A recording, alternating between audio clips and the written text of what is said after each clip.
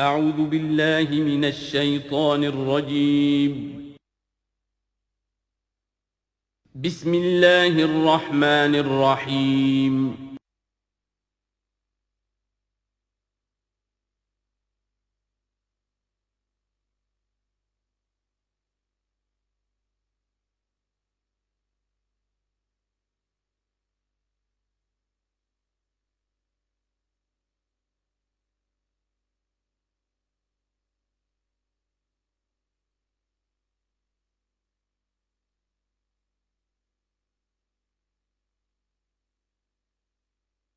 اعوذ باللہ من الشیطان الرجیم بسم اللہ الرحمن الرحیم الف لام میم ذالک الکتاب لا ریب فیہ صدق اللہ العظیم۔ الف لام میم حروف مقطعات ہیں جن کے بارے میں عرض کر چکا ہوں۔ ذالک الکتاب لا ریب فیہ، یہ وہ کتاب ہے اس میں کوئی شک نہیں۔ الکتاب اس لیے کہا گیا ہے کہ قرآن مجید کی پیشین گوئیاں اور خوشخبریاں سابقہ کتابوں میں موجود تھیں، اور چونکہ اس سورہ مبارکہ میں اصل خطاب کا رخ جو ہے وہ ہے سابقہ امت مسلمہ کی طرف، تو ذالک کتاب نہیں کہا گیا، ذالک کتاب لا ریب فیہ نہیں، ذالک الکتاب یہ وہ کتاب ہے، کتاب موعود ہے جس کی پیشین گوئیاں تورات اور انجیل میں موجود تھیں۔ لا ریب فیہ، اس میں کوئی شک نہیں۔ حرف اورا ریب نئے، تبدیل نئے، یہی الفاظ آئے ہیں سورہ سجدہ کے شروع میں بھی۔ الف لام میم تنزیل الکتاب لا ریب فیہ رب العالمین، لا ریب فیہ من رب العالمین، فیہ ھدی للمتقین۔ فیہ دونوں طرف مل سکتا ہے، لا ریب فیہ اسے معانقہ کہتے ہیں، لا ریب فیہ پڑھیں گے تو ہدن سے شروع کر دیں گے، لا ریب پر ختم کر دیں گے تو فیہ ہدن للمتقین، یہ دونوں معنی درست ہوں گے۔ ہدن للمتقین یہ ہدایت ہے، رہنمائی ہے اہل تقوی میں جو بچنا چاہیں۔ تقوی کا اصل مفہوم سمجھ لیجئے، وقا یقی کسی کو بچانا، تقوی خود بچنا۔ جن لوگوں کے اندر فطرت سلیمہ ہوتی ہے ان میں اخلاقی حس موجود ہوتی ہے، وہ بری چیز سے بچنا چاہتے ہیں، بھلی کو حاصل کرنا چاہتے ہیں۔ وہ لوگ ہیں کہ جو گویا کہ اس قرآن کا اصل مخاطب ہے، وہی اس سے استفادہ کر سکیں گے۔ الذین یؤمنون بالغیب، اب ان کے کچھ اوصاف، یہ اصل میں بہت زیادہ واضح ہوتا ہے تعویل خاص کے اعتبار سے کہ دیکھ لو درخت کو اپنے پھل سے پہچانتے ہیں، اس قرآن کے پھل موجود ہیں نا، یہ ابو بکر اور عمر اور عثمان اور علی کون ہیں؟ یہ جو مہاجرین آئے ہیں چل کر، مدینے والوں دیکھو یہ کون ہیں، ان کی شخصیتیں کیا ہیں، ان کا کردار کیا ہے، ان کے اوصاف کیا ہے، یہ کس درخت کے پھل ہیں؟ یہ اس بینہ کے پھل ہیں، یہ اس ذکرہ کے پھل ہیں۔ بینہ رسول من اللہ یتلو صحفا مطہرۃ فیہا کتب قیمہ، یہ اس شجرہ مبارکہ کے پھل ہیں۔ دیکھ لو ان کے کیا شب و روز ہے، الذین یؤمنون بالغیب، جو غیب پر ایمان رکھتے ہیں۔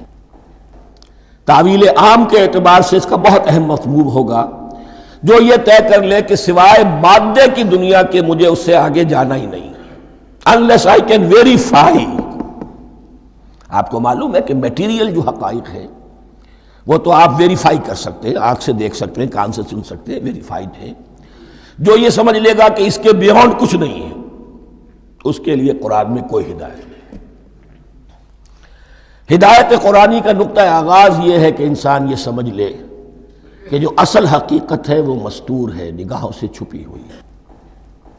سامنے جو کچھ نظر آ رہا ہے، ایک انگلستان کے بہت بڑے فلسفی کی کتاب کا عنوان ہے appearance and reality, reality and appearance, Bradley کی کتاب۔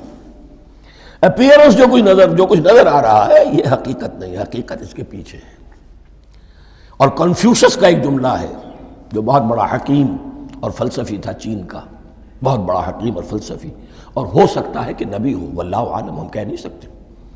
اس کی تعلیم بڑی اخلاقی تعلیم ہے، اور اس کا جملہ سنیے، یہ یؤمنون بالغیب کی اس سے زیادہ صحیح تشریح ممکن نہیں۔ There are certain things, there's nothing more real than what cannot be seen.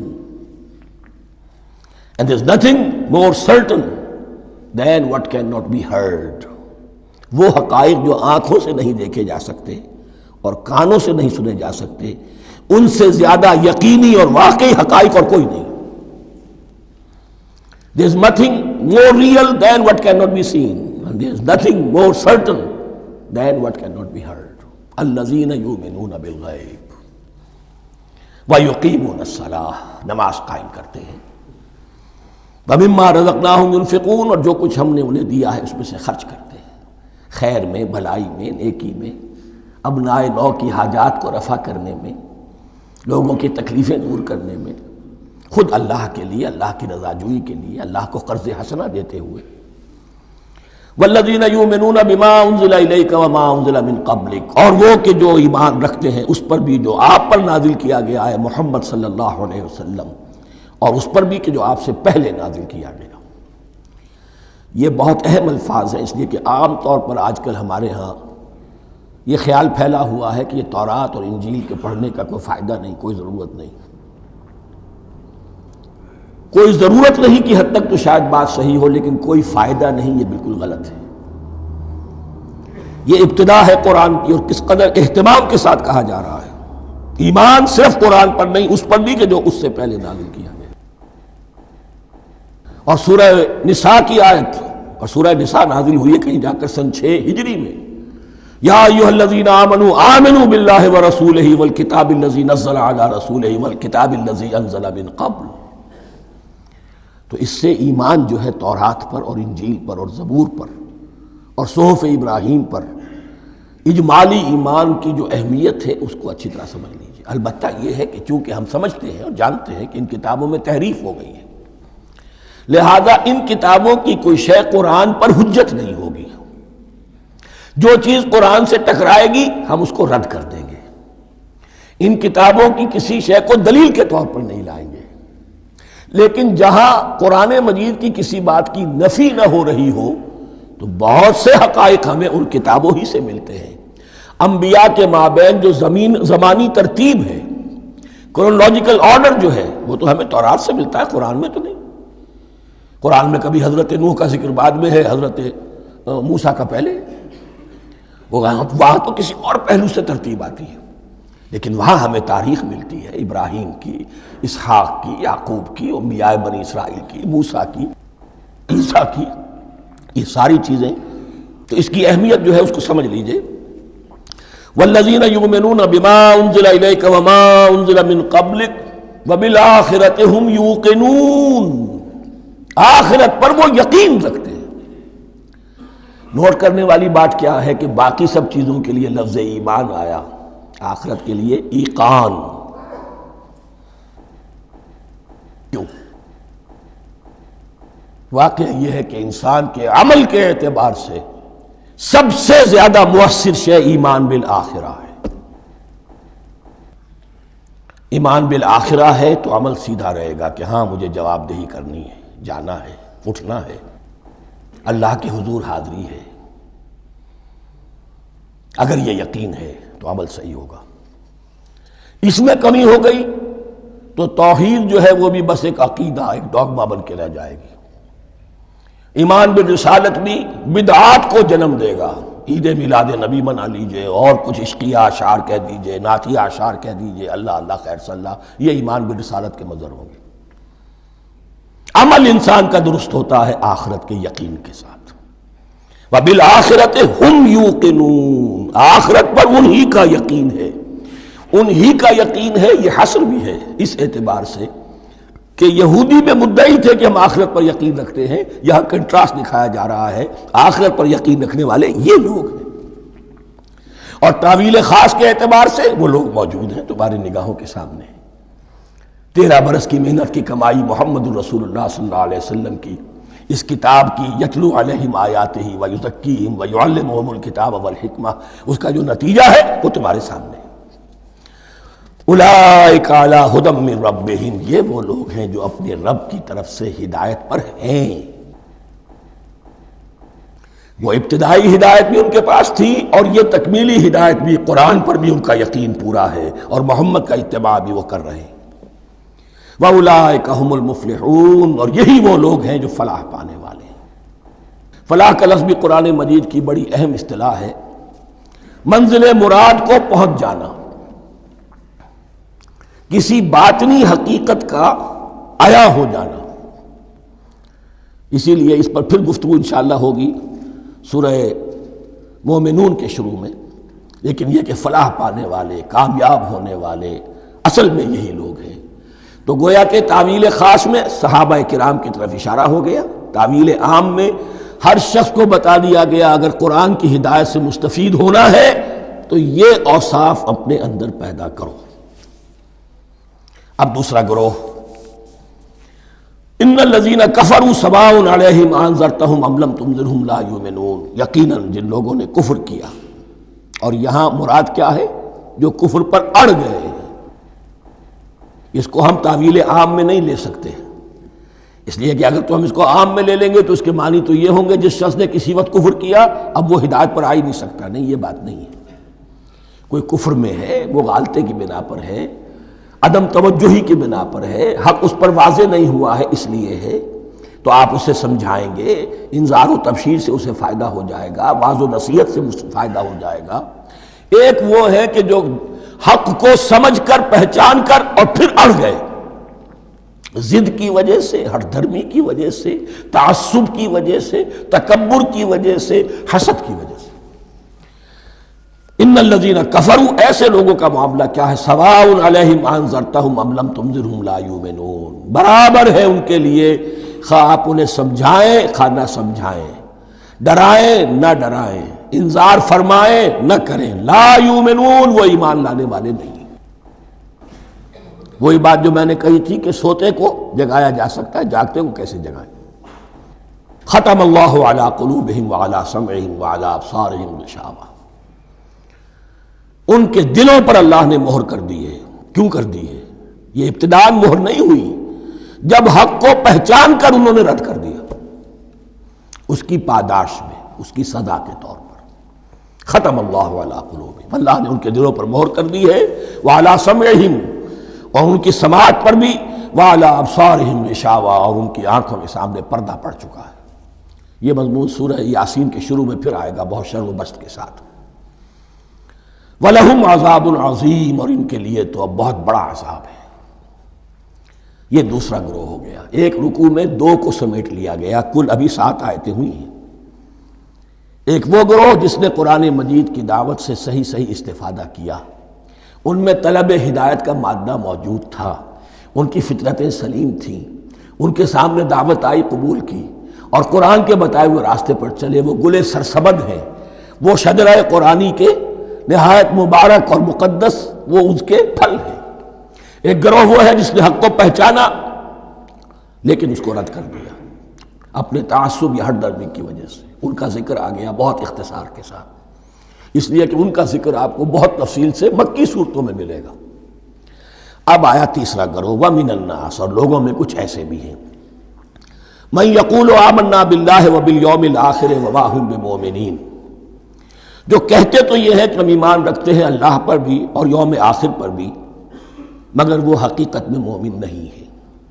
یہاں ایک بات سمجھ لیجئے، اکثر و بیشتر مفسرین نے اس تیسری کیٹیگری کے بارے میں یہی رائے قائم کی ہے کہ یہ منافقین مذکور ہیں یہاں، اگرچہ لفظ منافق یا لفظ نفاق نہیں آیا یہاں، لیکن مولانا امیر احسن اصلاحی صاحب نے ایک رائے ظاہر کی ہے جو بڑی قیمتی ہے۔ وہ یہ کہ یہاں ایک کردار کا نقشہ کھینچ دیا گیا ہے، غور کرنے والے غور کر لیں، دیکھ لیں، جس پر بھی وہ چسپاں ہو جائے۔ اور بالفعل جب یہ آیات نازل ہو رہی تھیں تو دو طبقات پر یہ کردار نگاری جو ہے، یہ جو شخصیت کا ہیولہ کھینچا جا رہا ہے، وہ دو کے اوپر راست آ رہا تھا۔ ایک علماء یہود، وہ بھی کہتے تھے کہ ٹھیک ہے محمد جو کہہ رہے ہیں، ہم بھی اللہ کو مانتے ہیں، آخرت کو بھی مانتے ہیں، اسی لیے یہاں رسالت کا ذکر نہیں ہے۔ بھئی ہم محمد ہی کو نہیں مانتے نا صلی اللہ علیہ وسلم، باقی اگر 1.25 لاکھ نبی آئے ہیں تو باقی 1.25 لاکھ کو تو ہم مانتے ہیں۔ ایک محمد کو نہیں مانا، ایک عیسیٰ کو نہیں مانا، بس۔ تو ہمیں بھی مانا جانا چاہیے کہ ہم بھی مسلمان ہیں۔ ایک یہ ان کی رائے ہے، اور واقعہ یہ ہے کہ یہاں اس طریقے کا تذکرہ ہو رہا ہے کہ جس سے ان کا کردار بھی جھلک رہا ہے، روح سخن ان کی طرف جا رہا ہے۔ مجھے یاد ہے اپنی 10ویں جماعت کے زمانے میں دہلی میں نے دیکھا تھا کیناٹ سرکس، وہاں کا ایک بڑی مارکیٹ ہوتی تھی، تو جوتے کی ایک دکان پہ ایک بہت بڑا جوتا لٹکایا ہوا تھا، بہت بڑا، اور لکھا تھا free to home it fits, جس کے پاؤں میں یہ ٹھیک ٹھیک آ جائے وہ لے جائے اس کو۔ تو یہ free to home it fits ہے، ایک کردار ہے۔ اب یہ کردار جس کے اوپر بھی فٹ بیٹھ جائے، ان میں یقیناً زیادہ تو غلبہ یہی ہے جو مفسرین کی رائے ہے، منافقین کا معاملہ جو ہو رہا ہے، لیکن یہ کردار بعین نہیں فٹ بیٹھ رہا ہے یہود کے علماء پر۔ اور یہ بھی نوٹ کر لیجئے کہ جو مدینہ منورہ میں نفاق کا جو پودا پروان چڑھا ہے، بلکہ پودا نہیں کہنا چاہیے، جھاڑ جھکاڑ جو پروان چڑھا ہے، وہ یہودیوں کے زیر اثر، جیسے جنگل کے اندر بڑے بڑے درخت بھی ہوتے ہیں اور اندر جو ہے نیچے جھاڑیاں بھی ہوتی ہیں، تو یہ نفاق کا جھاڑ جھکاڑ جو ہے وہ یہودی علماء کا جو پودا تھا، اور بہت بڑا تھا، اس میں کوئی شک نہیں، اس کے سائے میں پروان چڑھا ہے۔ ان دونوں میں معنوی ربط بھی ہے۔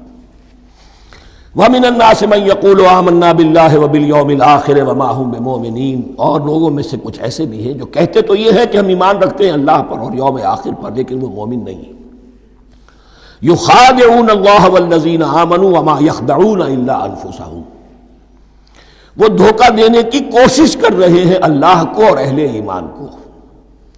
دیکھیں یخادعون جو ہے یہ باب مفعلہ ہے، باب مفعلہ میں کشمکش ہوتی ہے، کشاکش ہوتی ہے، لہذا ترجمہ میں نے کیا کوشش کر رہے ہیں۔ وما یخدعون الا انفسهم، یہ ثلاثی مجرد میں آ گیا، اور نہیں دھوکہ دے رہے مگر صرف اپنے آپ کو۔ یہ یقینی ہے اپنے آپ کو تو دھوکہ دے رہے ہو، لیکن یہ کہ اللہ اور اس کے رسول کو اور اللہ اور اہل ایمان کو دھوکہ نہیں دے سکتے۔ سورہ نساء کی آیت نمبر 142 میں یہ کھل کر منافقین کے بارے میں یہی الفاظ آئے ہیں، ان المنافقین یخادعون اللہ وہو خادعہم، یقیناً منافقین جو ہے وہ اللہ کو دھوکہ دینے کی کوشش کر رہے ہیں اور اللہ انہیں دھوکہ دے رہا ہے۔ وما یشعرون، انہیں اس کا شعور نہیں ہے۔ یہ بہت اچھی طرح نوٹ کر لیجئے، منافقین کی بھی اکثریت وہ تھی جنہیں اپنے نفاق کا شعور نہیں تھا، وہ اپنے تئیں سمجھتے تھے اپنے آپ کو مسلمان، وہ کہتے تھے یہ بے وقوف لوگ ہیں، محمد رسول اللہ کے بارے میں کہتے تھے یہ خام خواہ جو ہے انہوں نے لڑائی بھڑائی مول لے لی ہے اہل مکہ کے ساتھ، کیا ضرورت ہے، امن کے ساتھ جو ہے بات کرنی چاہیے۔ وہ سمجھتے تھے کہ ہم خیر خواہ ہیں، ہم بھلی بات کہہ رہے ہیں، یہ بیوقوف لوگ ہیں، دیکھتے نہیں کہ کس سے ٹکرا رہے ہیں، ہاتھ میں اسلحہ نہیں ہے اور لڑائی کے لیے جا رہے ہیں، تو بے وقوف تو یہ ہے۔ لیکن وہ سمجھتے تھے کہ ہم تو بڑے مخلص ہیں، ہم مصلح ہیں، تو ما یشعرون بہت ضروری ہے۔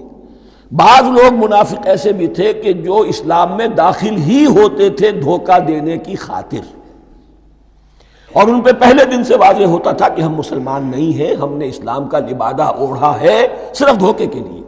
اس کا ایک ذکر سورہ آل عمران میں آئے گا، لیکن اکثر و بیشتر منافقین دوسری طرح کے تھے جنہیں اپنے نفاق کا شعور حاصل نہیں تھا۔ فی قلوبہم مرض، ان کے دلوں میں ایک روگ ہے، بیماری ہے۔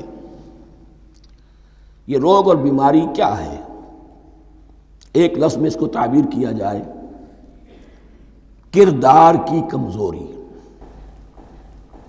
Weakness of character. ایک شخص وہ ہوتا ہے کہ جو سمجھتا ہے یہ حق ہے، ہر سے بعد آباد، اب جو ہو سو ہو۔ ایک حق کو حق پہچان کر رد کر دیتا ہے، وہ کافر ہو گیا۔ ایک حق کو حق پہچان کر آیا تو صحیح، لیکن ویکنس آف کیریکٹر کی وجہ سے قوت ارادی کمزور ہے، آخرت بھی چاہتے ہیں، دنیا کو بھی ہاتھ سے دینے کو تیار نہیں، یہاں کا بھی کوئی نقصان نہ ہو اور آخرت کا بھی سارا بھلا ہمیں مل جائے۔ یہ وہ لوگ ہیں در حقیقت کہ اس کو کہا روگ۔ فی قلوبہم مرض فزادہم اللہ مرضا، تو اللہ نے ان کے مرض میں اضافہ کر دیا۔ یہ اللہ کی سنت ہے، آپ حق پر چلنا چاہیں حق کا راستہ آپ کے لیے آسان کر دے گا، آپ برائی کی طرف جانا چاہیں بڑی سے بڑی برائی آپ کے لیے ہلکی ہوتی چلی جائے گی۔ کوئی خاص بات ہی نہیں، چلو یہ بھی کر گزرو، جب یہ کر لیا تو یہ بھی کر گزرو۔ اور اگر آپ بین بین لٹکنا چاہیں تو اللہ اسی پہ چھوڑ دیتا ہے۔ ٹھیک ہے، آپ سمجھتے ہیں ہم کامیاب ہو رہے ہیں، ہم نے مسلمانوں کو بھی دھوکہ دے لیا، وہ ہمیں مسلمان سمجھتے ہیں، اور یہودیوں کو بھی دھوکہ دے لیا، وہ سمجھتے ہیں کہ ہم ان کے ساتھی ہیں، تو سمجھا کامیاب ہو رہے ہیں، حقیقت میں کامیابی نہیں۔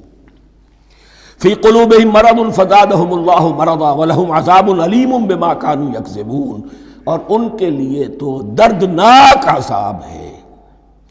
عذاب عظیم کا لفظ آیا تھا اوپر کفار کے لیے، وَلَهُمْ عَذَابٌ عَظِيمٌ، 7ویں آیت ختم ہوئی، اور عذاب علیم کا لفظ آیا یہاں، ان کے لیے دردناک المناک عذاب ہے، بما کانوا یکذبون، بسبب اس جھوٹ کے جو وہ بول رہے تھے۔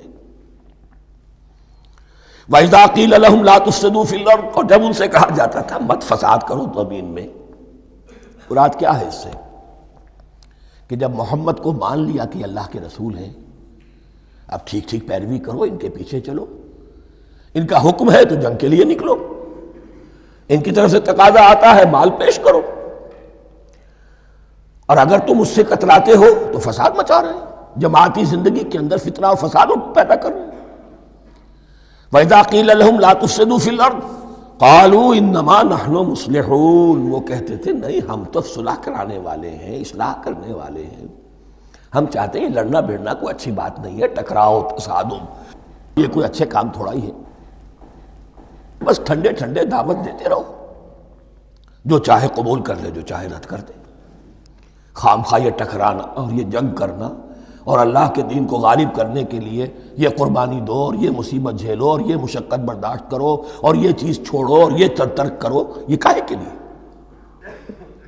وَإِذَا قِيلَ لَهُمْ لَا تُفْسِدُوا فِي الْأَرْضِ قَالُوا إِنَّمَا نَحْنُ مُصْلِحُونَ أَلَا إِنَّهُمْ هُمُ الْمُفْسِدُونَ وَلَٰكِن لَا يَشْعُرُونَ، آگاہ ہو جاؤ کہ وہی ہے مفسد، فساد پھیلانے والے، اس لیے کہ محمد رسول اللہ کی دعوت ہے زمین میں اصلاح کے لیے، اس اصلاح کے لیے کچھ آپریشن کرنا پڑے گا، مریض اس درجے کو پہنچ چکا ہے کہ آپریشن کے بغیر اس کی شفا نہیں ہوگی، اب اگر تم اس کے راستے میں رکاوٹ بنتے ہو تو در حقیقت تم فساد مچا رہے ہو، لیکن تمہیں اس کا شعور نہیں ہے۔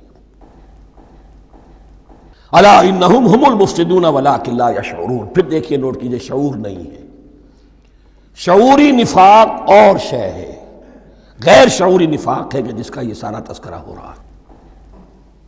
وَإِذَا قِيلَ لَهُمْ آمِنُوا كَمَا آمَنَ النَّاسُ، اور جب ان سے کہا جاتا ہے ایمان لاؤ جیسے دوسرے لوگ ایمان لائے ہیں، آخر دیکھو دوسرے یہ اہل ایمان ہیں، جب بلاوا آتا ہے فوراً لبیک حاضر ہوتے ہیں، جو بھی ہو، یہ تم جو ہے آخر تم نے اور روش اختیار کی۔ وَإِذَا قِيلَ لَهُمْ آمِنُوا كَمَا آمَنَ النَّاسُ قَالُوا أَنُؤْمِنُ كَمَا آمَنَ السُّفَهَاءُ، وہ کہتے ہیں کہ کیا ہم ایمان لائے جیسے یہ بے وقوف لوگ ایمان لائے، انہیں تو اپنے نفع کی فکر، نہ نقصان کی فکر، نہ خطرات کا کوئی خیال، نہ اندیشوں کا کوئی گمان، جان جائے مال جائے، اولاد کو چھوڑ دیں، گھر بار چھوڑ کے آ گئے ہیں، ان سے بڑے بے وقوف کون ہوں گے؟ بال بچے چھوڑ آئے ہیں کفار مکہ کے رحم و کرم پر، سرداران قریش جو چاہے ان کے ساتھ کریں، تو یہ تو بے وقوف لوگ ہیں۔ آج کل آپ کہتے ہیں ایسے ہی لوگوں کو فینیٹکس ہیں، یہ فینیٹکس ہیں، دیکھ بھال کر چلنا چاہیے، دائیں بائیں دیکھ کر چلنا چاہیے، نفع نقصان کا خیال کر کے چلنا چاہیے، چاہے حق ہے ٹھیک ہے، لیکن بہرحال اپنی مصلحتوں کو بھی اور اپنی اہل و عیال کی مصلحتوں کو بھی دیکھنا چاہیے۔ یہ لوگ تو معلوم ہوتا ہے کہ بالکل دیوانے ہو گئے، فینیٹکس ہو گئے۔ وَإِذَا قِيلَ لَهُمْ آمِنُوا كَمَا آمَنَ النَّاسُ قَالُوا أَنُؤْمِنُ كَمَا آمَنَ السُّفَهَاءُ أَلَا إِنَّهُمْ هُمُ السُّفَهَاءُ وَلَٰكِن لَا يَعْلَمُونَ، آگاہ ہو جاؤ کہ وہی بے وقوف ہیں لیکن انہیں علم نہیں ہے، وہ صادق الایمان جو ایمان کی ہر تقاضے کو پورا کرنے کے لیے ہر وقت حاضر ہیں، ان سے بڑا عقل مند کوئی نہیں، ان سے بڑا سمجھدار کوئی نہیں، انہوں نے یہ جان لیا ہے کہ اصل زندگی آخرت کی زندگی ہے، یہ نہیں ہے، یہ تو عارضی ہے، کل نہیں آج ختم ہو جائے، آج نہیں ابھی ختم ہو جائے، کیا فرق پڑے گا، جانا تو ہے، اب نہیں تو کل، کل نہیں تو پرسوں، جانا تو ہے، تو عقل تو ان کے اندر ہے۔ الا انہم هم السفہاء ولکن لا یعلمون واذا لقوا الذین آمنوا قالوا آمنا، اور جب یہ ملتے ہیں ان سے جو اہل ایمان ہیں تو کہتے ہیں ہم بھی ایمان رکھتے ہیں۔ اب یہ ان دونوں پر آئے گا۔ عام جو یہودی تھے وہ بھی کہتے تھے کہ ہم بھی تو آخر اللہ کو مانتے ہیں، آخرت کو مانتے ہیں، اور منافق تو تھے ہی جو رسول کو بھی مانتے تھے۔ وَإِذَا خَلَوْا إِلَىٰ شَيَاطِینِهِمْ، اور جب یہ اپنے شیطانوں کے پاس خلوت میں ہوتے ہیں، اور یہاں شیاطین سے مراد ہیں اہل کتاب یہود کے علماء، ان کے سردار، یا عبداللہ ابن ابی جو منافقین مدینہ کا سردار تھا۔ اگر وہ کبھی ملامت کرتا تھا، دیکھو تم تو معلوم ہوتا ہے بالکل مسلمانوں میں شامل ہی ہو گئے پوری طرح سے، تمہیں کیا ہو گیا، تم ہر بات مان رہے ہو۔ اب انہیں یہ کچھ نہ کچھ اپنی وفاداری کا یقین دلانے کے لیے کہنا پڑتا تھا، نہیں ہم انہیں بیوقوف بنا رہے ہیں، ہم ان سے ذرا تمسخر کر رہے ہیں، ہم ہیں آپ کے ساتھ ہی، آپ فکر نہ کریں۔ اسی لیے یہ دو منہ ہونا، نفق کہتے ہیں سرنگ کو جس کے دو دروازے ہوتے ہیں، باقی زیر زمین ہے۔ نافقہ گوہ کا بل ہے کہ دو دروازے رکھتا ہے، دو اس کے منہ رکھتا ہے کہ ادھر سے اگر کتا داخل ہو جائے شکار کے لیے تو ادھر سے نکل بھاگے، ادھر سے آئے تو ادھر سے نکل بھاگے۔ تو دو منہ انسان، یہ در حقیقت جس کو پھر سورہ نساء میں کہا گیا لا الہ ہؤلاء ولا الہ ہؤلاء، نہ ادھر کے ہیں نہ ادھر کے، مذبذبین بین ذالک، اس کے درمیان مذبذب ہو کر رہ گئے۔ یہ شیطان کا لفظ یہاں سمجھ لیجئے کہ اس کے دو رائے ہیں کہ یہ شطنہ سے بنا ہے یا شات سے بنا ہے، شین الف توئے یا شین تو نون۔ شطنہ کے معنی تباعدا، کوئی بہت دور ہو گیا، شیطان سے مراد جو اللہ کی رحمت سے بہت دور ہو گیا۔ اور شاتا یشیتو کے معنی ہے احترق غضبا وحسدا، کوئی شخص غصے اور حسد کے اندر جل رہا ہو، وہ شاتا یشیتو ہے۔ اس سے فعلان کے وزن پر، رحمان کے وزن پر، غضبان کے وزن پر شیطان، یعنی وہ کہ جو حسد اور غضب کی آگ میں جل رہا ہے۔ تو یہ ایک تو شیطان وہ ہے کہ جو جنات میں سے ہے، جس کا نام عزازیل تھا پہلے، اب ہم اسے ابلیس کے نام سے جانتے ہیں، وہ ایک شیطان ہے، جنی ہے۔ پھر یہ کہ جو بھی اس کے پیروکار ہیں دنیا میں، انسانوں میں سے ہوں یا جنات میں سے ہوں، وہ بھی شیاطین ہیں۔ اسی طرح اہل کفر، اہل زیغ کے جو بڑے بڑے سردار ہوتے ہیں، ان کو بھی شیطان سے تعبیر کیا گیا۔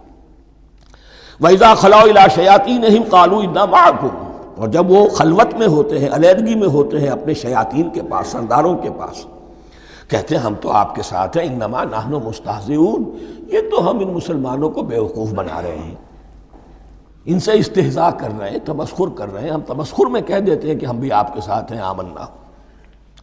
اللہ یستہزئ بہم ویمدہم فی طغیانہم یعمہون، حقیقت کیا ہے کہ اللہ ان کا مذاق اڑا رہا ہے اور ان کو ڈھیل دے رہا ہے کہ وہ اپنے عقل کے اندھے پن میں بڑھتے چلے جائیں۔ اللہ تعالیٰ جیسا میں نے عرض کیا رسی دراز کرتا ہے، کوئی شخص غلط راستے پر جانا ہے تو جاؤ بھائی، فوراً تو نہیں پکڑتا، اگر فوراً پکڑ لے تو سیدھا ہو جائے گا، چلتے جائے، جہاں جانا چاہتے ہو جاؤ۔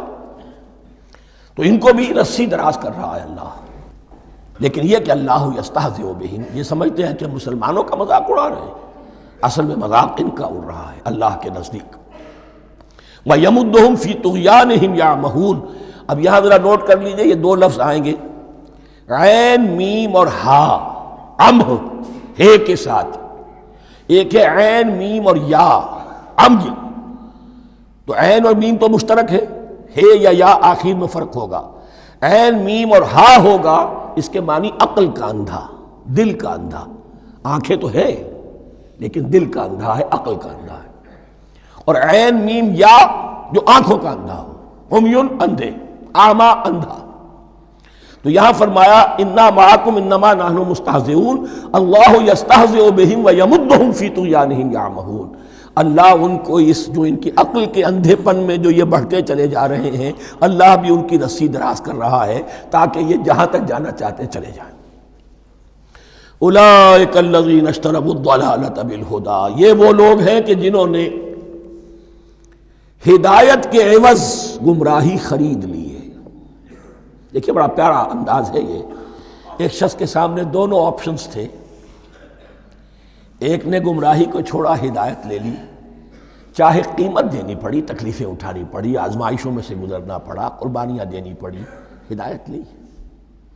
اور ایک شخص نے ہدایت دے کر گمراہی لے لی، آسانی تو ہو گئی، فوری تکلیف سے تو بچ گئے، لا الہ ہؤلاء ولا الہ ہؤلاء، دونوں طرف سے اپنے آپ کو بچا لیا۔ لیکن حقیقت میں سب سے زیادہ گھاٹے کا سودا یہی ہے، اولئک الذین اشتروا الضلالۃ بالہدی، ہدایت دے کر اور ضلالت خرید لی، فما ربحت تجارتہم، تو ان کی تجارت ان کے حق میں ہرگز مفید نہیں ہوئی۔ اب یہاں بھی دیکھیے، را با اور ہے ہا، ربحا، اس کے معنی نفع، صحیح نفع، جائز نفع۔ را با اور وا، ربا، وہ سود، وہ بھی اضافہ ہے، وہ بھی بڑھوتری ہے، لیکن وہ حرام ہے۔ ایک ہے تجارت کے اندر جو نفع ہو جائے وہ ربح ہے، را با اور ہا یہ نفع ہے جو جائز نفع ہے۔ را با اور وا، ربا، یہ کیا ہے؟ یہ سود ہے، یہ حرام ہے۔ را اور با مشترک ہے، آگے ہا، آگے اور با، اس کا فرق ہے۔ فما ربحت تجارتہم وما کانوا مہتدین، ان کی تجارت ان کے حق میں ہرگز مفید نہیں ہوئی اور نہیں ہے اب یہ ہدایت پانے والے۔ مثلہم، اب یہاں دو تمثیلیں آ رہی ہیں بڑی پیاری۔ پہلی تمثیل ہے کفار کے بارے میں، دوسری تمثیل ہے یہ بین والے لوگوں کے بارے میں۔ پہلوں کے لیے کیا تمثیل ہے؟ مثلہم کمثل الذی استوقد نارا، ان کی مثال اس شخص کی سی ہے جس نے آگ روشن کی۔ ایک نقشہ کھینچا جا رہا ہے، اندھیری شب ہے جدا اپنے قافلے سے ہے تو، تیرے لیے ہے میرا شعلہ نوا قندیل۔ اندھیری شب ہے، قافلہ بھٹک رہا ہے، کچھ لوگ بڑی ہمت کرتے ہیں، اندھیرے میں بھی ادھر ادھر سے لکڑیاں جمع کرتے ہیں اور آگ روشن کر دیتے ہیں۔ لیکن عین اس وقت جب آگ روشن ہوتی ہے کچھ لوگوں کی بینائی سلب ہو جاتی ہے۔ پہلے وہ اندھیرے میں اس لیے تھے کہ روشنی نہیں تھی، اب وہ اندھیرے کے اندھیرے میں رہ گئے کہ روشنی تو خارج میں آ گئی، اپنی اندر کی روشنی گل ہو گئی، بصارت سلب ہو گئی۔ یہ مثال ہے ان کفار کی کہ حضور کی آمد سے پہلے سب بھٹک رہے تھے، کوئی حقیقت واضح نہیں تھی، قافلہ انسانیت بھٹک رہا تھا اندھیری شب میں۔ محمد الرسول اللہ آئے، انہوں نے آگ روشن کر دی، اب راستہ کھل گیا، ہدایت واضح ہو گئی۔ لیکن کچھ ضد یا تعصب یا تکبر یا حسد کی بنیاد پر کچھ لوگوں کی اندر کی بینائی زائل ہو گئی، تو وہ تو ویسے کے ویسے بھٹک رہے ہیں، جیسے پہلے اندھیرے میں تھے ویسے ہی اب اندھیرے میں ہیں۔ روشنی میں آنے والے تو وہ ہیں، دیکھ لو جن کا ذکر سب سے پہلے ہوا ہے۔ مثلہم کمثل الذی استوقد نارا، اس شخص کی سی ہے کہ جس نے آگ روشن کی۔ فلما اضاءت ما حولہ، جب اس آگ نے اپنے ماحول کو، گردا گرد کو روشن کر دیا، ذہب اللہ بنورہم، اللہ ان کی نور بصارت کو لے گیا، سلب کر لیا اللہ نے۔ وترکہم فی ظلمات لا یبصرون، اور چھوڑ دیا انہیں ان اندھیروں کے اندر کہ وہ کچھ نہیں دیکھتے۔ صم بکم عمی فہم لا یرجعون، اسم کہتے ہیں بہرے کو، سم جمع ہے اس کی، سمن۔ اب کمو کہتے ہیں گونگے کو، بکمن اس کی جمع ہے۔ آما کہتے ہیں اندھے کو، عمیون اس کی جمع ہے۔ یہ بہرے ہیں، گونگے ہیں، اندھے ہیں، فہم لا یرجعون، اب یہ لوٹنے والے نہیں۔ یہ کون ہے؟ ابو جہل ہے، ابو لہب ہے، ولید بن مغیرہ ہے، عقبہ ابن ابی معیط ہے، یہ سب کے سب ابھی زندہ ہیں جب یہ آیات نازل ہو رہی ہیں۔ ابھی تو غزوہ بدر ہوگا سن 2 ہجری میں، اور اس میں یہ سب جو ہیں واصل جہنم ہوں گے، ابھی تک تو ہے نا۔ یہ لوگ ہو گئے اس کی مثال۔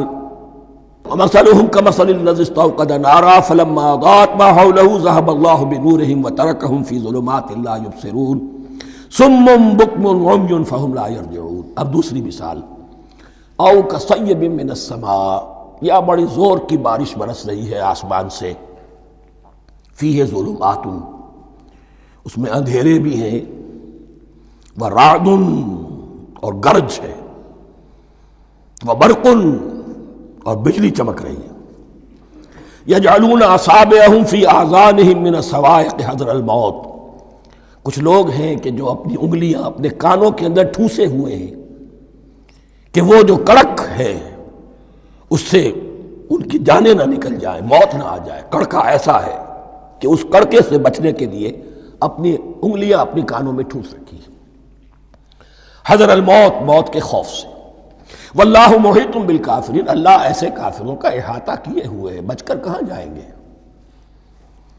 یکاد البرق یخطف ابصارہم، قریب ہے کہ بجلی ان کی نگاہوں کو لے جائے، ان کی بینائی کو سلب کر لے۔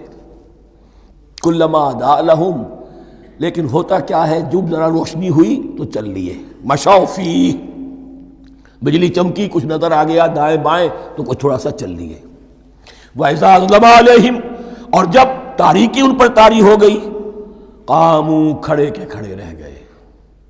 یہ نقشہ ہے ان کا کہ ایک طرف بارش ہو رہی ہے، قرآن مجید ہے، آسمان سے نازل ہو رہا ہے، یہ ماہ مبارکہ ہے، یہ کتاب مبارکن ہے، لیکن یہ کہ اس کے ساتھ کڑکے ہیں، گرج ہے، کفر سے مقابلہ ہے، کفر کی طرف سے دھمکیاں ہیں، اندیشے ہیں، خطرات ہیں، امتحانات ہیں، آزمائشیں ہیں۔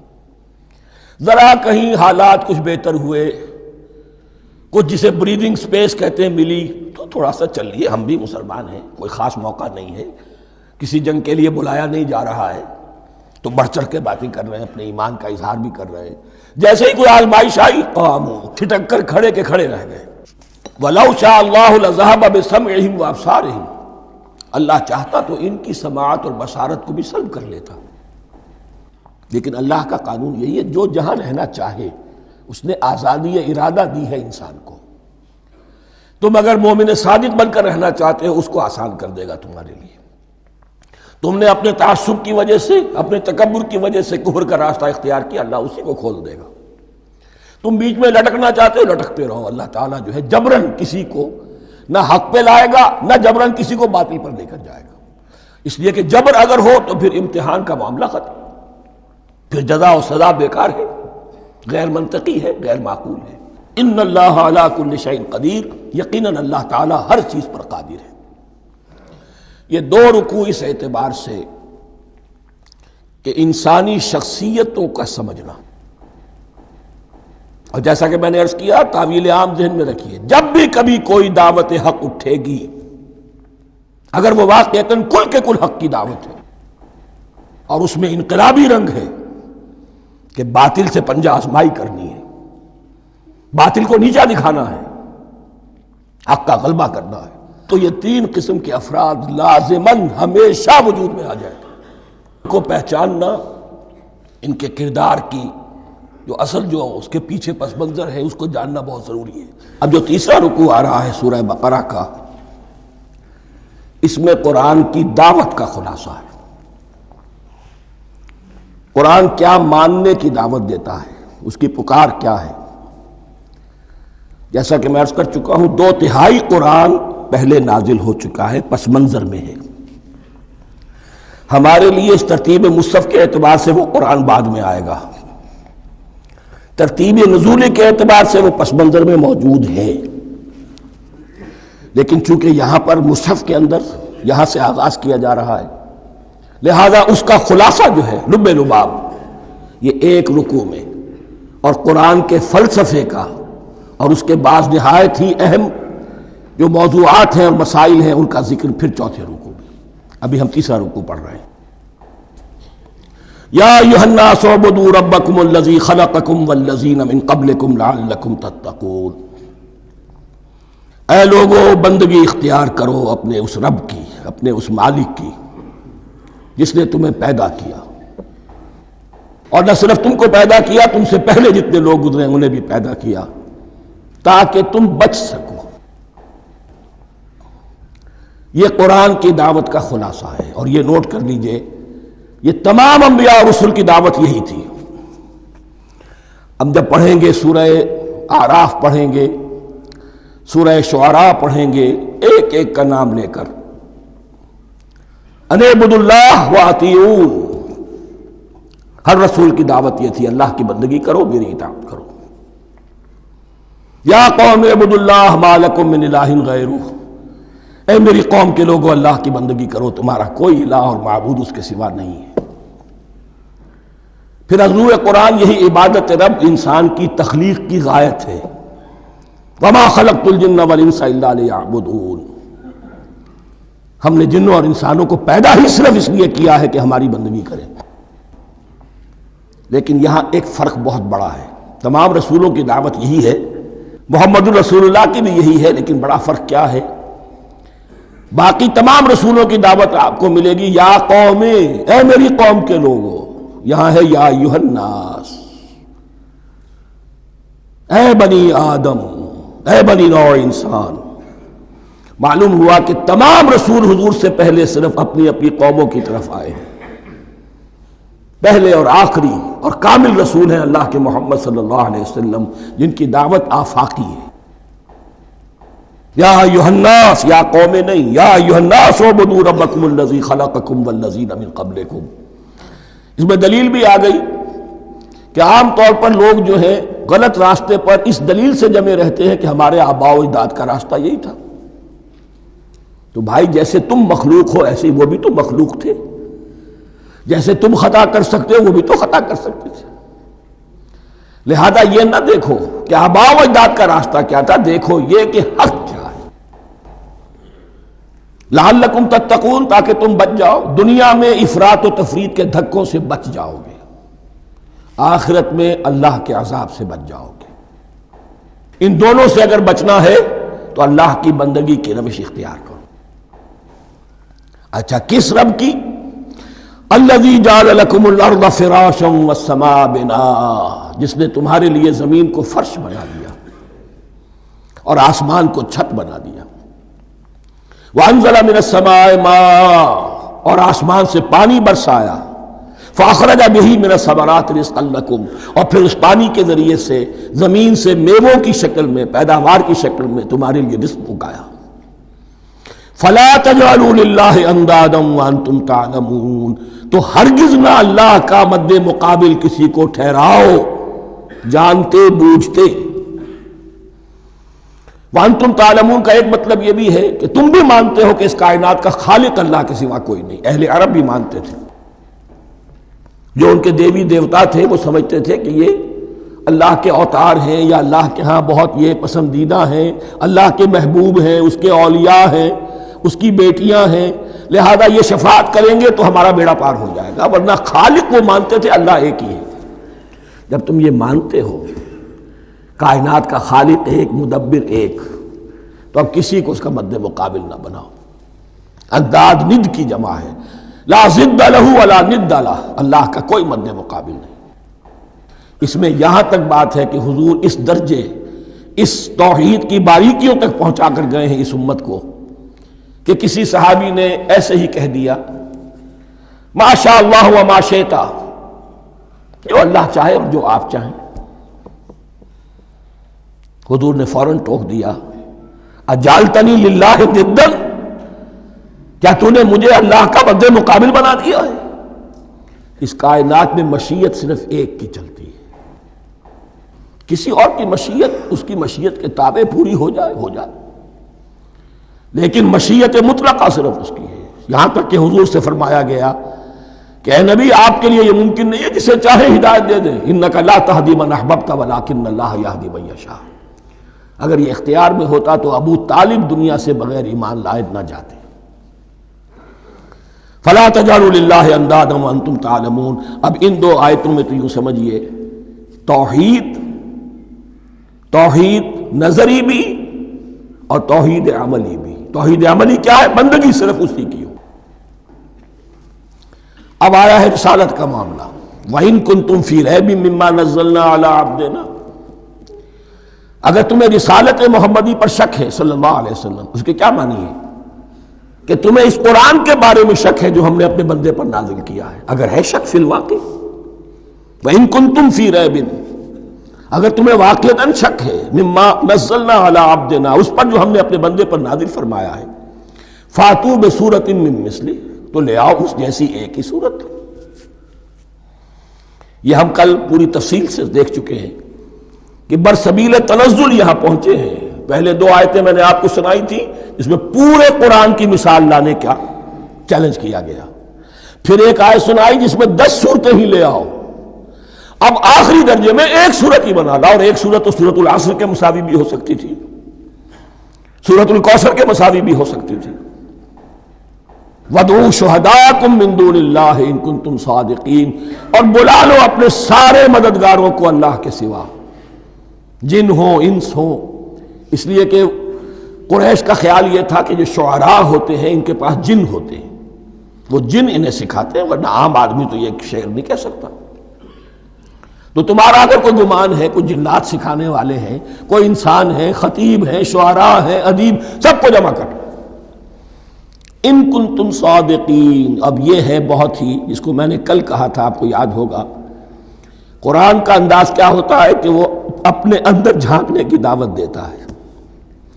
یہ گویا کہ آنکھوں میں آنکھیں ڈال کر یہ کہا جا رہا ہے کہ حقیقت میں تمہیں کوئی شک نہیں ہے, یہ تم بات بنا رہے ہو صرف.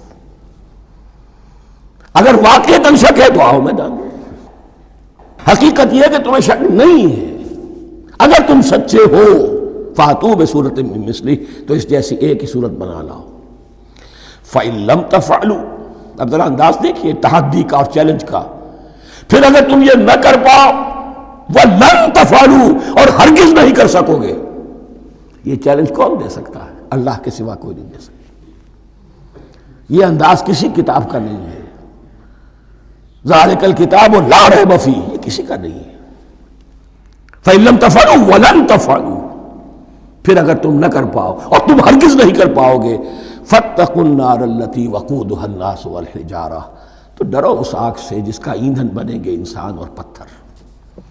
اعدت للکافرین, کافروں کے لیے تیار کر لی گئی ہے, بھڑکا دی گئی ہے. پتھروں کا ذکر خاص طور پر کیوں ہے؟ 2 اس کے امکانات ہیں. آپ کو معلوم ہے کہ وہ جو پتھر کا کوئلہ ہوتا ہے اس کی آگ بڑی سخت ہوتی تھی, عام جو ہمارا یہ لکڑی کا کوئلہ ہوتا ہے اس کے مقابلے میں. اور دوسرے یہ بھی کہ چونکہ انہوں نے جو معبود تراش رکھے تھے وہ پتھر کے ہوتے تھے, تمہارے ساتھ ہی تمہارے ان معبودوں کو بھی جھونکا جائے گا اور وہ بھی جلیں گے, تاکہ تمہاری حسرت کے اندر اضافہ ہو.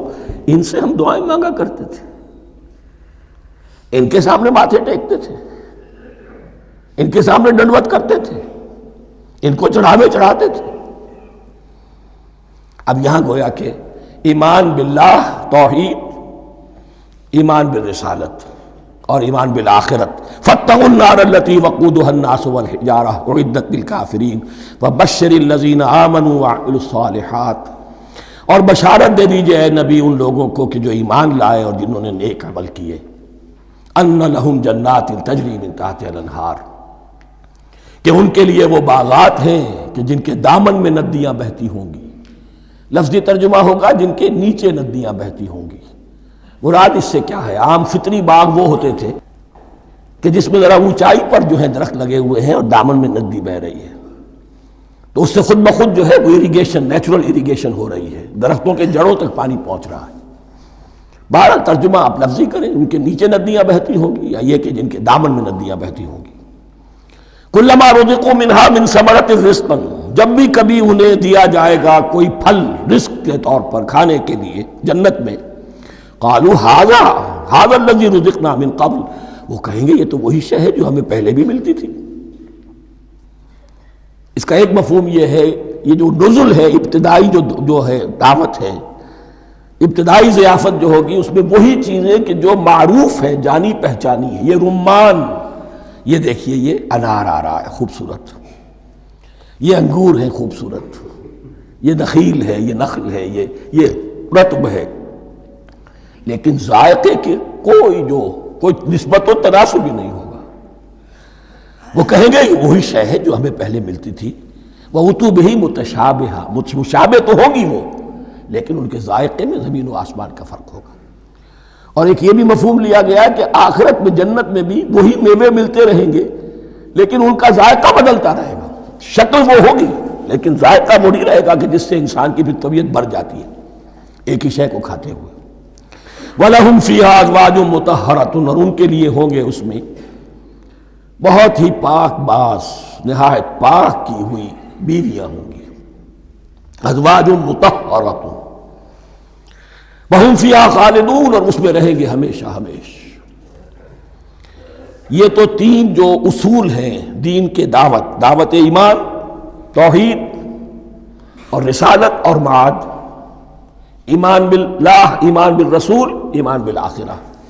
اب ذرا کچھ ضمنی مسائل ہیں کہ جو بعض کفار کی طرف سے، بعض معتزلین کی طرف سے پیش ہوتے تھے، وہ کبھی بھی اس چیلنج کا مقابلہ تو نہ کر سکے، میدان میں تو نہ آ سکے۔ یہ بالکل ایسی بات ہے جیسے کسی مصور کی تصویر پر اعتراض کرنے والے تو بہت تھے۔ جب کہا گیا کہ ذرا یہ لیجئے قلم، اس کو ٹھیک کر دیجئے، یہ برش آپ کے ہاتھ میں دیتا ہوں، اب سب پیچھے ہٹ گئے۔ تو کوئی صورت قرآن کے مقابلے میں لانا وہ تو ان کے لیے ممکن نہیں تھی، لیکن ادھر ادھر سے اعتراضات کرنے کے لیے جو زبانیں کھلتی تھی ان میں سے ایک اعتراض نقل کیا جا رہا ہے۔ وہ یہ تھا کہ وہ کہتے تھے کہ قرآن مجید میں مکھی کی تشبیہ آئی ہے، یہ تو بڑی حقیر سی شے ہے، اعلیٰ کلام ہو اور اعلیٰ متکلم ہو، وہ ایسی حقیر چیزوں کا تذکرہ نہیں کرتا۔ بیت العنکبوت، مکڑی کا بھی ذکر ہے قرآن میں، اتنی حقیر شے کا، یہ کوئی اعلیٰ کلام نہیں۔ اس کا جواب دیا جا رہا ہے کہ اصل میں کہیں تشبیہ بیان کرنی ہے، تمثیل بیان کرنی ہے، تو دیکھنا یہ کہ جس شے کے لیے تشبیہ دی جا رہی ہے اس کی مناسبت والی شے ہو۔ شے کوئی بہت حقیر ہے تو کسی عظمت والی شے سے آخر کیسے تشبیہ دی جائے گی؟ وہ تو کسی حقیر شے سے ہی تشبیہ دی جائے گی، تو جو اصل مقصد ہے تشبیہ کا وہ پورا ہوگا۔ ان اللہ لا یستحیی ان یضرب مثلا ما بعوضۃ فما فوقہا، اللہ تعالیٰ کو تو اس میں کوئی جھجک نہیں ہے، کوئی شرم نہیں ہے کہ وہ مچھر کی مثال بیان کرے، تو اس سے اوپر، اب یا فوقہا میں دونوں معنی ہو جائیں گے، یعنی کمتر اور حقیر ہونے میں اس سے بھی بڑھ کر، یا یہ کہ اس سے اوپر کی کوئی شے، اس کی مثال دینے میں اللہ کو کوئی جھجک نہیں، اس لیے کہ مکھی بھی بہرحال مچھر سے تو ذرا بڑی شے ہے۔ اس معنی میں بھی ہو سکتا ہے فوقہا، اور فوقہا اس معنی میں بھی کہ اس سے بھی حقیر ہونے میں اس سے بھی بڑھ کر۔ فَأَمَّا الَّذِينَ آمَنُوا فَيَعْلَمُونَ أَنَّهُ الْحَقُّ مِن رَّبِّهِمْ، تو جو لوگ صاحب ایمان ہیں وہ جان لیتے ہیں کہ یہ حق ہے ہمارے رب کی طرف سے۔ وَأَمَّا الَّذِينَ كَفَرُوا، اور جنہوں نے کفر کیا ہے، فَيَقُولُونَ مَاذَا أَرَادَ اللَّهُ بِهَذَا مَثَلًا، یہ کیا مثال اللہ نے دی، کیا ارادہ ہوا اللہ کا اس مثال کے ذریعے سے، ناک منہ چڑھا رہے ہیں، اعتراض کر رہے ہیں۔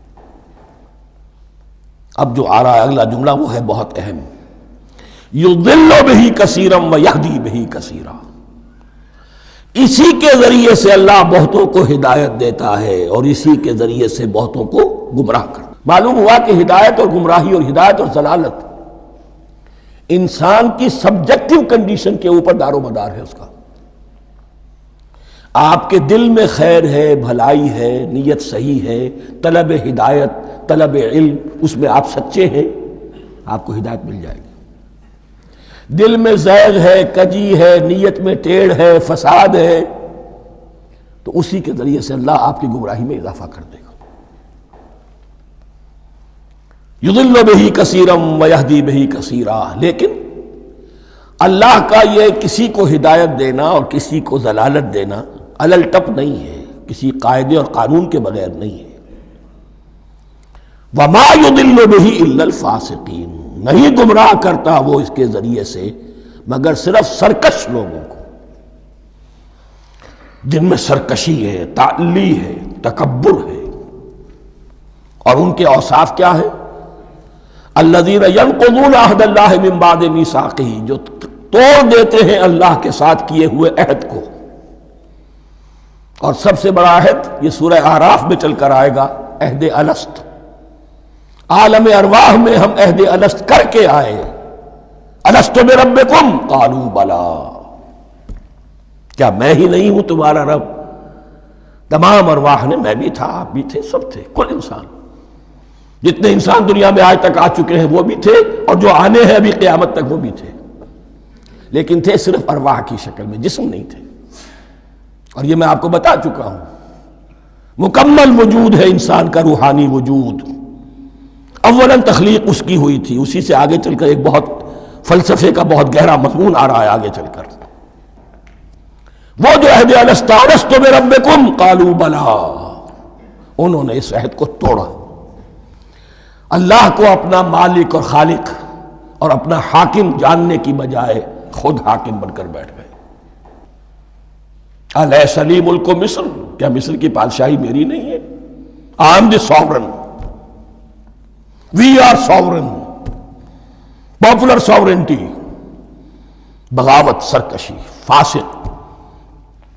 وما يضل به الا الفاسقين الذين ينقضون عهد الله من بعد ميثاقه ويقطعون ما امر الله به ان يوصل، اور کاٹتے ہیں وہ چیز جسے اللہ نے جوڑنے کا حکم دیا ہے۔ اللہ نے صلہ رحمی کا حکم دیا ہے، یہ قطع رحمی کرتے ہیں مال کی طلب میں۔ بھائی بھائی کو ختم کرتا ہے اس کے مال کو ہتھیانے کے لیے، اپنی ذاتی اغراض کے لیے تمام اخلاقی حدود جو ہے انسان پس و پیش ڈال دیتا ہے، اپنا تکبر، اپنے لیے تعلی۔ الذین، آپ دیکھیے نوٹ کیجئے، اس میں ہماری شریعت کا فلسفہ یہ ہے، ایک تعلق ہے اللہ کا بندے کے ساتھ، حقوق اللہ، ایک ہے بندوں کا بندوں کے ساتھ، حقوق العباد۔ اللہ کا حق کیا ہے؟ اسے حاکم اور مالک، اور حاکم سمجھو، الملک سمجھو، خود اس کے بندے بنو۔ انسانوں کا حق کیا ہے؟ کونوا عباد اللہ اخوانا، سب آپس میں بھائی بھائی اللہ کے بندے بن جاؤ۔ اور اس میں سب سے اہم ترین رحمی رشتہ ہے، سگے بھائی بہنیں، پھر دادی کے اوپر جا کر وہ کزنز آ جائیں گے، پر دادی پر جا کر اور جمع ہو جائیں گے، یہاں تک کہ آدم و حوا پر تمام انسان جمع ہو جائیں گے۔ تو رحمی رشتے کی بڑی اہمیت ہے۔ تو وہ فاسقین کے جو توڑتے ہیں اللہ کے عہد کو، اس کو مضبوطی سے باندھنے کے بعد، وَيَقْطَعُونَ مَا أَمَرَ اللَّهُ بِهِ أَن يُوصَلَ وَيُفْسِدُونَ فِي الْأَرْضِ، انہی دونوں چیزوں کے نتیجے میں زمین میں فساد پیدا ہوتا ہے۔ یا اللہ کی اطاعت سے باغی ہو گئے، اور یا آپس میں ایک دوسرے کی گردنیں کاٹنے لگے۔ اولئک ھم الخاسرون، یہی لوگ ہیں جو بالآخر خسارے میں، آخری اور دائمی خسارے میں رہنے والے ہیں۔ کیف تکفرون باللہ وکنتم امواتا، تم کیسے کفر کرتے ہو اللہ کا؟ بڑا پیارا انداز ہے۔ وکنتم امواتا، تم مردہ تھے، فاحیاکم، تمہیں زندہ کیا، ثم یمیتکم، پھر تمہیں مارے گا، ثم یحییکم، پھر جلائے گا، ثم الیہ ترجعون، پھر تم اس کی طرف لوٹ جاؤ گے، لوٹا دیے جاؤ گے۔ یہاں وہ بات آ گئی جو آج نگاہوں سے بالکل اوجھل ہو چکی ہے۔ یہ ہم دنیا میں آنے سے پہلے مردہ تھے، کیا مانی؟ یہ مضمون آ کر اصل میں سورہ غافر یا سورہ مومن میں چل کر اس کی پوری وضاحت ہوگی، لیکن چونکہ یہاں تذکرہ ہو چکا ہے عہد الست کا، ہماری پہلی تخلیق ہوئی عالم ارواح میں، ارواح کی صورت میں، پھر ہمیں سلا دیا گیا، وہ ہماری پہلی موت تھی۔ مردہ جو ہے معدوم نہیں ہوتا، مردہ ہوتا ہے، بے جان ہوتا ہے، سویا ہوا ہوتا ہے، اور موت کو اور نیند کو تشبیہ دی گئی ہے۔ پھر ہمیں اس جسد کے ساتھ یہاں زندہ کیا گیا، پھر موت طاری ہوگی، پھر ہمیں زندہ کیا جائے گا۔ یہ آیت جیسا کہ میں نے عرض کیا بہت بڑی اور بڑی گہری حکمت اور فلسفہ قرآن کی آیت ہے۔ کیسے اللہ کا انکار کرتے؟ کنتم اموات، تم مردہ تھے، سوئی ہوئی ارواح کی شکل میں تھے، فاحیاکم، تمہیں جگایا اس جسد کے ساتھ، زندہ کیا، ثم یمیتکم ثم یحییکم، پھر تمہیں مارے گا، پھر جلائے گا، ثم الیہ ترجعون، پھر تم اس کی طرف لوٹا دیے جاؤ گے۔ اور اب اس کے بعد جو آخری آیت ہے، هو الذی خلق لکم ما فی الارض جمیعا، اس نے تمہارے لیے بنایا ہے جو کچھ بھی زمین میں ہے۔ اس میں خلافت کا مضمون آ گیا۔ حدیث میں آتا ہے انما الدنیا خلقت لکم وانتم خلقتم للآخرہ، یہ دنیا تمہارے لیے بنائی گئی ہے، تم آخرت کے لیے بنائے گئے ہو۔ هو الذی خلق لکم ما فی الارض جمیعا، اس لیے کہ اگلی آیت پھر آ رہی ہے خلافت کی آیت۔ سارا کچھ زمین میں یہ بستر جو بچھایا اور یہ کائنات کو، زمین کو سجایا تمہاری خلافت کے لیے۔ ثم استوى الى السماء فسواهن سبع سماوات، پھر وہ متوجہ ہوا آسمانوں کی طرف اور انہیں 7 آسمانوں کی شکل میں بنا دیا۔ جیسا کہ میں کل عرض کر چکا ہوں، یہ تاحال ابھی یہ آیات متشابہات میں سے ہے۔